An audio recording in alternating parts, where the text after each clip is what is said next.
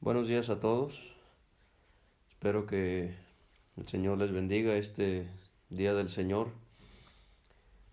Alguien me pidió si podía compartir algo acerca de el partimiento del pan y de la copa. Para muchos este domingo es muy extraño, muy atípico al no poder estar en la reunión que solemos celebrar cada primer día de la semana para hacer memoria de nuestro Salvador, pero aún en casa podemos traer a nuestra mente, nuestra memoria y llenar nuestro corazón de pensamientos de alabanza y de gratitud por todo lo que el Señor sufrió por nosotros. Esta mañana, al leer sobre aquella ocasión en la que el Señor instituyó la cena del Señor o el partimiento del pan, saltaron a mi atención distintos verbos en relación a nuestro Señor Jesucristo en esa primera ocasión en la que se partió el pan. Entonces quisiera considerar con ustedes acciones, verbos que se relacionan con nuestro Señor. Dice Mateo 26, vamos a leer del 17 al 30. El primer día de la fiesta de los panes sin levadura, vinieron los discípulos a Jesús, diciéndole: ¿Dónde quieres que preparemos para que comas la Pascua? Y él dijo: Id a la ciudad a cierto hombre, y decidle: el maestro dice, mi tiempo está cerca, en tu casa celebraré la fiesta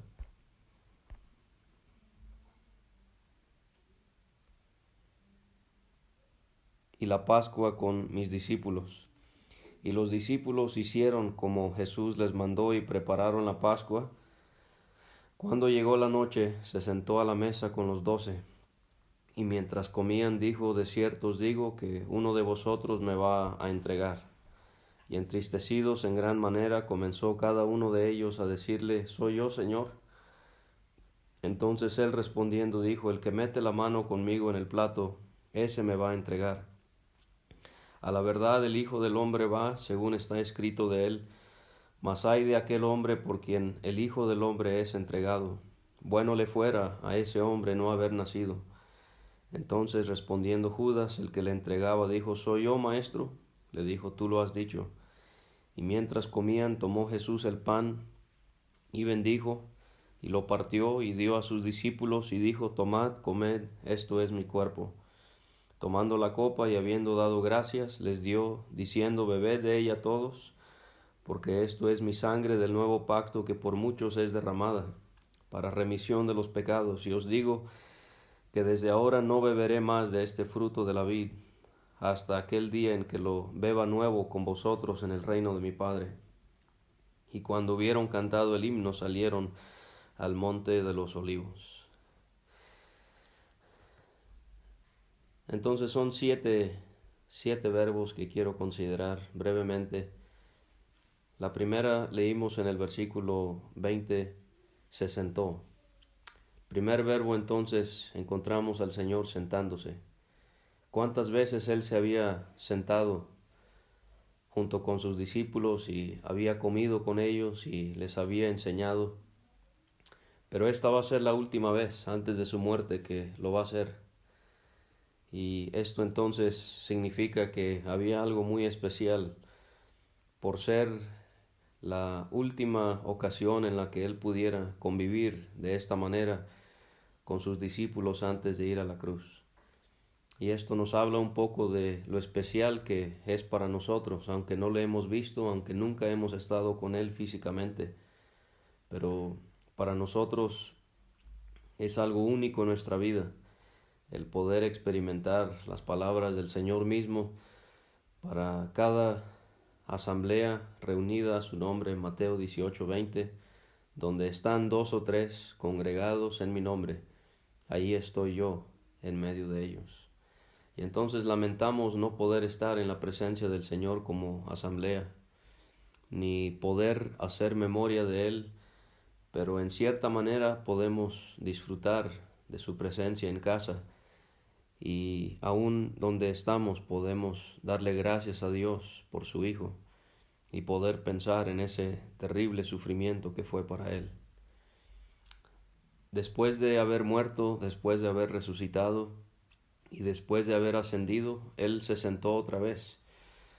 Él se sentó ya no sobre el suelo de una casa que se les prestó para que se reunieran en ese aposento alto. Eso ya había quedado atrás. Ahora Él se iba a sentar, dice Hebreos 1:3, se sentó a la diestra de la majestad en las alturas. Y nos maravilla pensar que aquel que se sentó sobre el suelo de una sala aquí sobre la tierra, Él fue a sentarse a la diestra, a la mano derecha de la majestad en las alturas, en toda su gloria y toda su honra.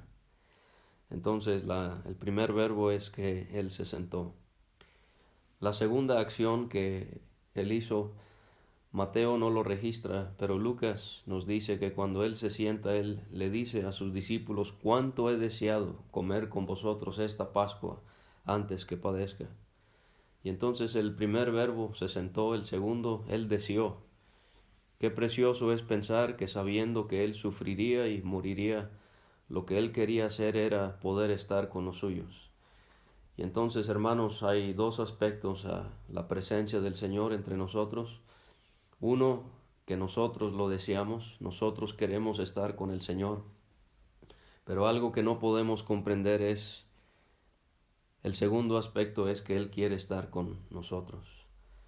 Y si Él quiere estar con nosotros, ¿cuánto deberíamos de disfrutar los momentos en los que estamos en su presencia y podemos aprender acerca de Él y podemos hablar acerca de Él y podemos cantar acerca de Él? Y esto es algo que sin duda todos hemos disfrutado. Él se sentó, Él deseó. El tercer verbo ahora involucra a sus discípulos, porque leímos ahí en el versículo 21 que comían, y mientras comían, dijo: de cierto os digo que uno de vosotros me va a entregar. Ellos estaban comiendo la Pascua. Al parecer habían unos cambios que se hicieron en cuanto a cómo se iba a celebrar la Pascua, comparando la primera Pascua que fue en Egipto en Éxodo 12 y la Pascua que sería celebrada cada año al haber llegado ya el pueblo de Israel a la tierra prometida, de la cual podemos leer en Deuteronomio 16. No son muchos cambios, y no porque algunas cosas no se mencionan signifique que no lo hacían. Eso el Señor sabrá, y lo que sí sabemos es que lo que era igual era que tomaban ovejas. La diferencia en Deuteronomio es que también podían tomar vacas, pero al pensar en la oveja siempre pensamos en la pureza, en la perfección de nuestro Hijo, por el color de su lana, si era blanca. Su comportamiento nos hace pensar en la mansedumbre de nuestro Señor.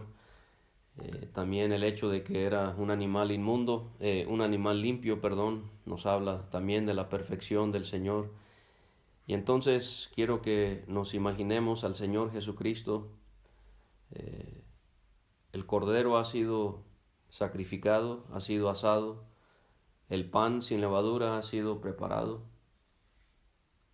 y ahora el Señor con sus discípulos lo está comiendo. Y cómo Él está pensando en cómo esa carne que Él está comiendo representa un animal que habla de su perfección, de su mansedumbre, de su gentileza, de su amabilidad, de su gracia. También al comer con sus discípulos aquel pan, Él piensa en su perfección, en el hecho de que no había pecado en Él. Y cómo es que también quizás Él pensaría en cómo, así como ese animal había sido sacrificado por la tarde a la puesta del sol, así tenía que ser entre las dos tardes. Así Él a esa misma hora se encontraría sobre una cruz.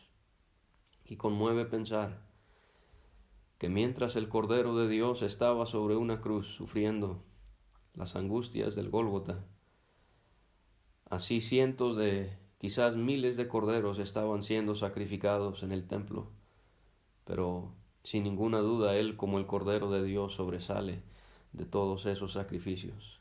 Él quizás también pensaba en cómo esa carne había sido asada, y eso nos habla de la ira, del castigo, del juicio de Dios que cayó sobre Él. Mucho fue lo que sufrió a mano del hombre, pero aún más fue lo que sufrió a mano de Dios sobre aquella cruz. Comían. Él se sentó, Él deseó, Él comió. Pero dice también el versículo 4, ya no tanto directamente en relación a Jesucristo, pero sí obviamente lo involucra muy, muy cercanamente. Ahora un verbo que más bien se relaciona con Judas, pero Cristo dice en el versículo 23, el que mete la mano conmigo en el plato. ¿Y cómo es, hermanos, que en un hogar judío no era que las personas se sentaban como querían a la mesa? Habían lugares privilegiados. Y por lo que los evangelios nos dicen, Juan, el apóstol, él estuvo sentado al lado del Señor Jesucristo. Y el otro que se sentó a su lado fue Judas Iscariote. Y pensamos en Juan el apóstol y cuánto quisiéramos poder haber sido él. Se recostó junto al Señor, quizás tan cerca a él que podía escuchar su corazón latir. Y algún día nosotros tendremos esa cercanía con el Señor. Pero el otro que estuvo con el Señor fue Judas Iscariote. Y aquí vemos una vez más la gracia del Señor en haber permitido que Judas se sentara en un lugar de honra, en un lugar de privilegio, cuando el Señor sabía exactamente lo que Judas ya estaba tramando. También pienso en la gracia de nuestro Señor en haberle lavado sus pies, en cómo el Rey de Gloria, el Señor de toda la tierra y del universo, se rebajó a poder lavarle los pies a hombres pecadores, débiles, y aún más a Judas, que lo habría de traicionar. Y entonces el que mete la mano conmigo en el plato, este me va a entregar. Y así fue. Judas metió con Cristo su mano en el plato con el jugo de aquella carne para remojar su pan, y así fue que se mostró quién iba a traicionar al Señor. Número 5, leímos ahí en el versículo 26 que el Señor, mientras comían, tomó Jesús el pan y bendijo. Qué increíble. Él ahora, después de haber pensado al comer la Pascua en cómo eso simbolizaba sus sufrimientos, Él ahora va a tomar un pan. Y al tomar este pan, Él sabe lo que este pan representa y le va a enseñar a sus discípulos lo que debería de representar a ellos cada vez que partan el pan. Él les dice ahí mismo en el versículo 26, tomad, comed, esto es mi cuerpo. ¿Y cómo es que Él, al partirlo y al entregarlo a sus discípulos, antes de haber hecho eso, Él lo bendijo? Esta palabra bendijo tiene que ver con alabar, tiene que ver con celebrar. Y cómo es algo que no podemos llegar a comprender, pero mirando algo que representaba sus dolores intensos, el Señor Jesucristo aún así podía bendecir, podía alabar a su Padre, podía darle gracias por algo que representaba sus dolores. Tomó Jesús el pan y bendijo. Después encontramos otro verbo que también tiene que ver con el pan. Leímos ahí que lo partió. ¿Y cómo es que el Señor, al partir ese pan, Él ya había partido panes? ¿Se acuerdan cuando Él partió el pan para alimentar a las multitudes? Pero en esta ocasión fue muy diferente. Él está partiendo un pan que está representando el hecho de que al día siguiente su cuerpo sobre una cruz va a ser partido como ese pan. Y no podemos sino pensar en Isaías 53:5. Muchas veces, hermanos, quizás nos acostumbramos a repetir palabras que escuchamos comúnmente, pero debemos de detenernos y pensar. En Isaías 53:5, mas Él herido fue por nuestras rebeliones, molido por nuestros pecados. El castigo de nuestra paz fue sobre Él, y por su llaga fuimos nosotros curados. Un cuerpo partido. La ira de Dios cayó sobre él en aquellas horas de angustia, de tinieblas, partiendo el cuerpo de nuestro Señor. El penúltimo encontramos que leímos ahí en el versículo 27, tomando la copa y habiendo dado gracias. Ahora es la copa que va a tomar. Les enseñó que el pan partido representaba su cuerpo partido. Ahora les va a enseñar que al tomar la copa ellos van a recordar, van a traer a su memoria la sangre que Él va a derramar. Él dice, bebed de ella todos, porque esto es mi sangre, del nuevo pacto que por muchos es derramada para remisión de los pecados. Qué increíble que cuando el Señor toma un pan que representa su cuerpo partido, Él alaba, Él bendice. Ahora cuando Él toma algo que representa la sangre que Él va a tener que derramar por todo lo que le aconteció en aquel día, esa sangre que brotó de su cuerpo, Él ahora da gracias. Y nos maravilla poder ver al Señor Jesucristo alabando y dando gracias, aun cuando Él está pensando en lo que le va a acontecer. Y el último verbo que quisiera considerar, lo leímos en el versículo 30, ya terminaron de comer la Pascua, ya el Señor terminó de enseñarles cómo va a ser el partimiento del pan. Y en el versículo 30, cuando hubieron cantado el himno, salieron al monte de los olivos. Antes de salir al Getsemaní, el Señor Jesucristo, habiendo enseñado a sus discípulos, habiendo orado a su Padre, habiendo comido la Pascua y habiendo instituido la cena del Señor, Él ahora canta con ellos. Cuánto quisiéramos haber podido oír a nuestro Señor cantar. Y nos preguntamos, ¿qué habrá cantado? Es una sugerencia, yo no puedo decirle con toda seguridad que así fue, pero los judíos cantaban lo que ellos llamaban el gran Halel, que son los salmos 113, 114, 115, 116, 117 y 118 en el día de la Pascua. Cuando ellos celebraban la Pascua, ellos cantaban algunos de esos salmos al empezar y cantaban el resto de los salmos al terminar. Entonces, quisiera solamente con mucho cuidado sugerir que posiblemente eso fue lo que cantaron. Y al leer estos versículos, algunos que he elegido, quiero que piensen cómo el Señor los canta sabiendo lo que le espera en su juicio, al ser maltratado, en su muerte, al ser torturado y también la ira de Dios que va a caer sobre él. Por ejemplo, dice el Salmo 113, versículo 3, desde el nacimiento del sol hasta donde se pone, sea alabado el nombre de Jehová. Él sabe que le esperan esas 3 horas de tinieblas. Él sabe todo lo que él va a tener que sufrir durante esas horas. Y él canta y alaba a su Señor, aún pensando en eso. En el 114 y versículo 8, él canta acerca de el cual cambió la peña en estanques de aguas y en fuentes de aguas la roca. Pensamos en esa roca que fue partida para que el pueblo de Israel pudiera beber agua en el desierto. Y Pablo nos hace ver que Cristo era esa roca. Y esa roca partida para Cristo y para nosotros representa también su cuerpo golpeado, herido, para que nosotros pudiéramos disfrutar del agua viva que solamente Él ofrece.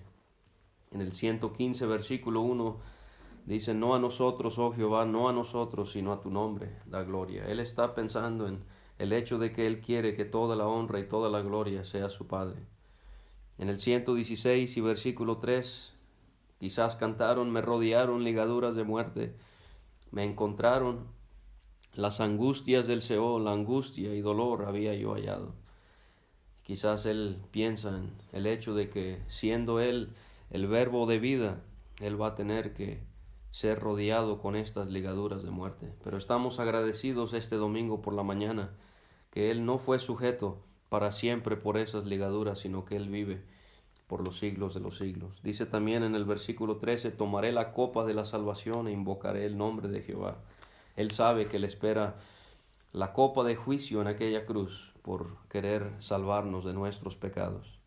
En el Salmo 118 y versículo 1, estas palabras que conocemos bien, que quizás cantó el Señor aquella noche: alabad a Jehová porque Él es bueno, porque para siempre es su misericordia. Él podía alabar a Dios sabiendo lo que le iba a acontecer. Versículos 10 al 13. Quizás esto le hace pensar en todo lo que él va a tener que sufrir. Todas las naciones me rodearon, mas en el nombre de Jehová yo las destruiré. Me rodearon y me asediaron, mas en el nombre de Jehová yo las destruiré. Me rodearon como abejas, se enardecieron como fuego de espinos, mas en el nombre de Jehová yo las destruiré. Me empujaste con violencia para que cayese, pero me ayudó Jehová.